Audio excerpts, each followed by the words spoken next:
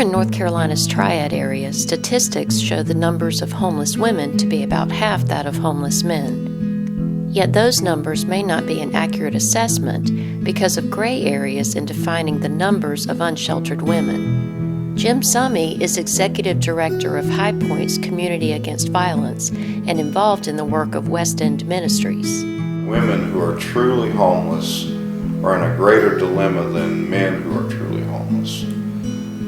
Women are far more easily victimized by the streets. They find themselves forced into a situation, and sometimes that leads to prostitution or some form of abuse.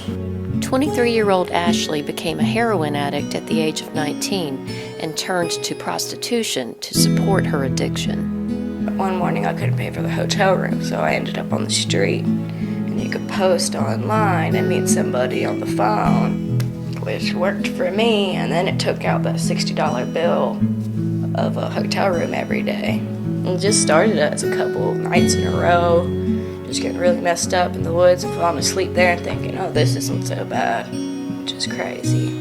She continued to live in the woods, then got to know a homeless man named Tommy, who still remains her true friend. Tommy started getting 2 of everything. 2 tents, 2 sleeping bags, 2 flashlights, 2 sandwiches. On one snowy February night, Ashley was gang raped, then left on the side of the road, wearing only one shoe. I walked to the dope man's house, of course, because I needed to know. I needed to not feel. And then, within screaming distance of my camp, I didn't call my boyfriend's name, I called Tommy's name.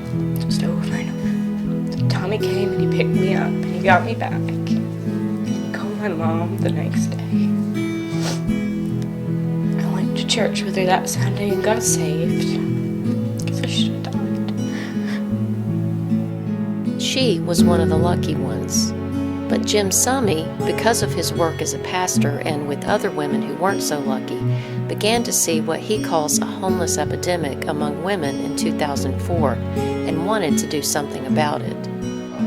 I had places I could put men, but I had no place I could put a single homeless woman. They were placed in a situation where they had to get by their wiles, and I was sick of it.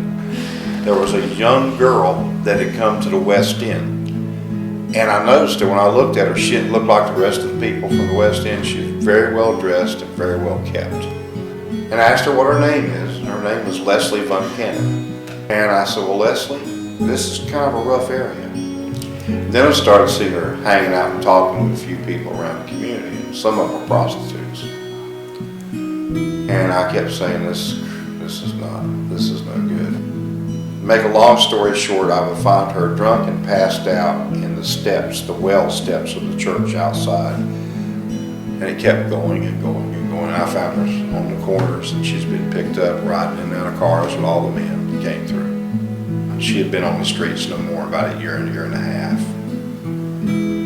And I got a call at 4:30 on a Saturday morning. I was sitting at the gym. The girl, Leslie, we've answered a call here at her father's house, and she's dead. It's overdose. I took a picture of Leslie in the casket, and I knew the crack house that she used. She was on crack more than anything. And I forced my way in, and I threw the picture on the table that was covered in crack dust in the middle where they were processing the crack. I threw it on the table, and I said, "You're going down." That story carried me all the way through those years as I dealt with women and people who could not have any place to go. There was no place for Leslie.